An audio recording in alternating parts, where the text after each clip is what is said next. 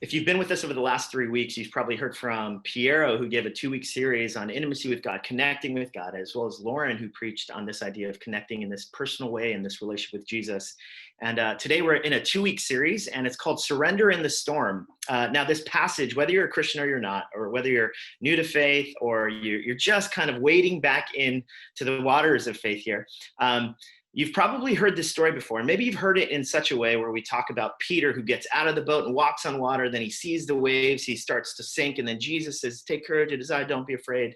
And we're not actually going to be talking about Peter getting out of the boat today, but instead we're going to look at some little details in this story that I hope kind of illuminate a point for us, especially as we're in this season. That's been an incredibly difficult season for us, our community, our city, our church, and our nation and the world, really.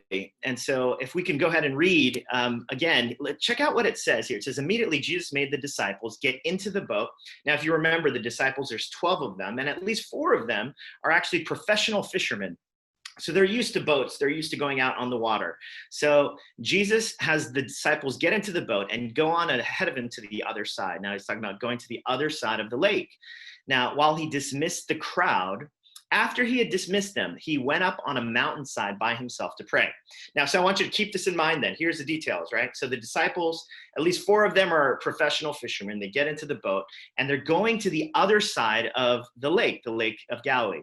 Now, as they're going, now imagine Jesus, after he sent them off into the lake, he now goes up to a mountainside by himself to pray. Now, just think about the time that takes for, again, these disciples to be sent off. Jesus now goes by himself on a mountainside to pray. And then look at what happens. Later that night, he was there alone. So he's still on the mountainside. Now, hours have probably passed when these disciples have been in their boat and they've gone.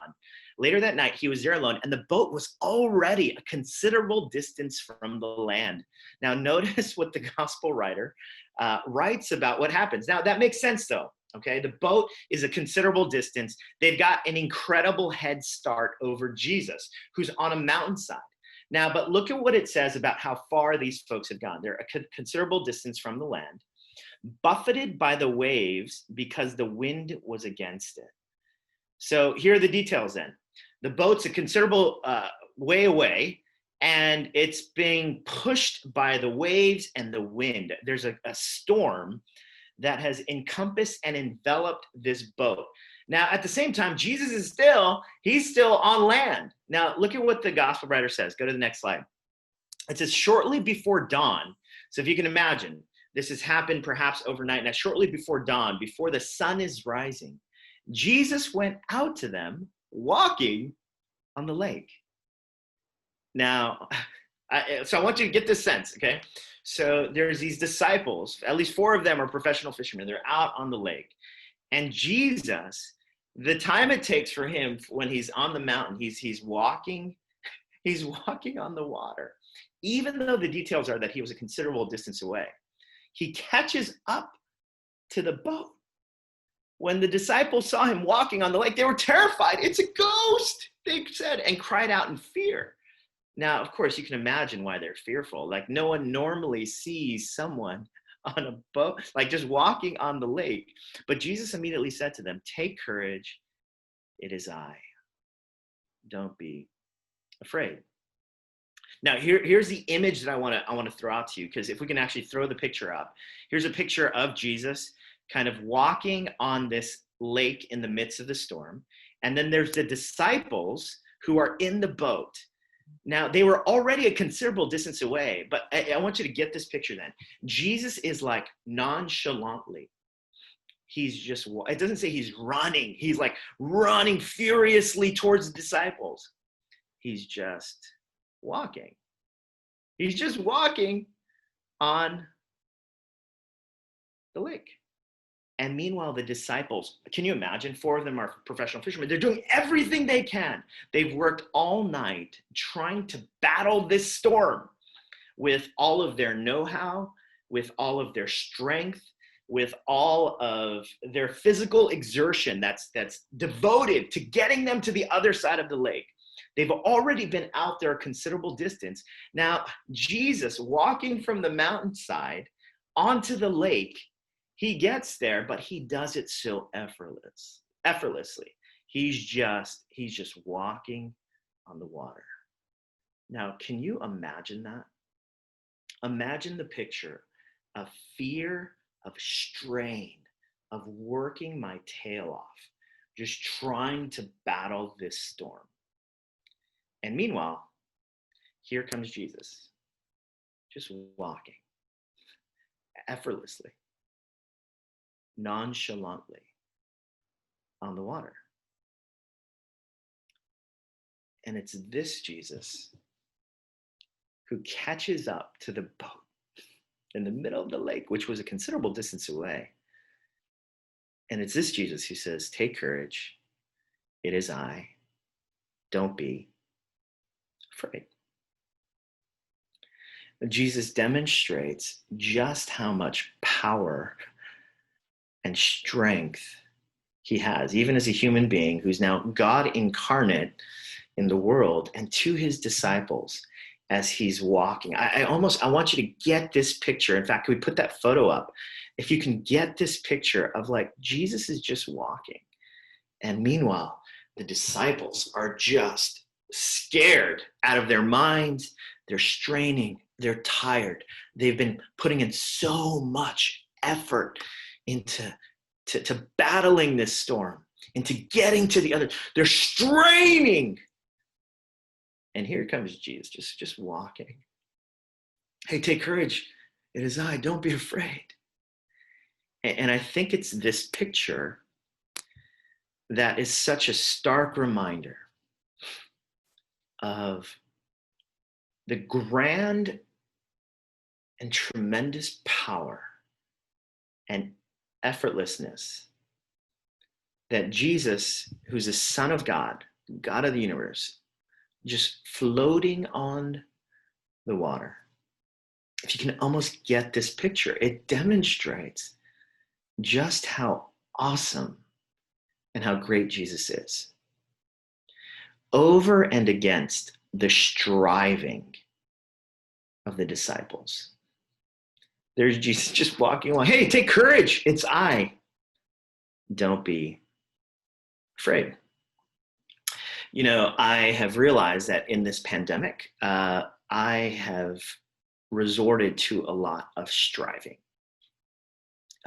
And it's been a lot of striving, frankly, because there's something about the New York hubris. There's a hashtag called New York Tough. And that hashtag and that phrase, New York Tough, it's embedded within us as New Yorkers. Like, hey, we have survived, the worst of the worst. We've survived 9/11. We've survived financial crises. We've survived the Mets being bad for so long. We've survived all of these different things. Like we are New York tough. I love to tell the story of when I first moved to New York and how I was an intern at a church and I raised $7,500 and I lived off of $7,500 my first year. I lived in this 2-bedroom apartment in Flushing with a couple other guys. And one of the reasons why I love telling that story is because I'm like, guys, when I first moved here in 2001, and I'll talk to other 21-year-olds who are moving here. I'm like, man, I raised $7,500 and I lived off of $7,500 in New York City, my first year. Hashtag New York Tough. That's kind of that's the story that I like to tell, because that's a story that I want to tell myself, that I am one tough cookie. I embody what this city is all about, and we are tough, and we are strong, and we can do this because that's who New Yorkers are. We strive, we work hard, and we're better than anyone and everyone. And it's our own effort and it's our own hard work that's going to beat this thing, this pandemic. We're going to be better for it. We're going to be stronger for it. Now, as I've been wrestling with my own journey and my own approach to this, that's kind of what I've done. I've continued to tell myself that I'm strong enough, I'm good enough. Like, hey, I came here to the city and I lived off of this when I was 21 years old. And you know what? If you're anything like me, and I presume that many of us are the same, because this is what the city embodies, and it tells us, hey, just work harder, get better. We can beat this. And I imagine the image of the disciples who are in the boat, the straining, the using all the mental and emotional faculties to battle this thing. Meanwhile, there's Jesus, just effortlessly gliding on the water.